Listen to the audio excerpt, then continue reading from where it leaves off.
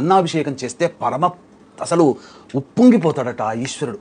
నాకింత అన్నాభిషేకం అంటే ప్రపంచంలో అన్నగత ప్రాణ కలియుగే అన్నగత ప్రాణ, మన ప్రాణాన్ని అన్నం రూపంలో పెట్టి ప్రాణాన్ని సమర్పించినంత విధానం. ఇప్పుడు పూర్వకాలంలో కంటిని సమర్పించి తిన్నడు భక్తుడయ్యాడు. విష్ణువు కంటిని సమర్పించి సుదర్శన చక్రాన్ని ఈశ్వరుని ద్వారా పొందాడు. ఇంతకుముందు చెప్పుకున్నాం. మన ప్రాణము కలియుగే అన్నగత ప్రాణ అన్న సూక్తి కాబట్టి అటువంటి ప్రాణం, మన ప్రాణంతో సమానమైన అన్నముని ఆ ఈశ్వరునికి అభిషేకం చేస్తే మనకు దీర్ఘాయువు లభిస్తుంది. అలాగే కుటుంబ సమృద్ధి అవుతుంది, అంటే కుటుంబం అభివృద్ధి అవుతుంది. అలాగే మన జీవితంలో అన్ని కోరికలు నెరవేరుతాయి. ఆ అన్నాభిషేకం అవకాశం ఇస్తే పురోహితులు, అర్చక స్వాముల వారు దేవాలయంలో చేయండి, లేదా మీ ఇంట్లోనైనా 6 to 7 మధ్యలో చేయండి.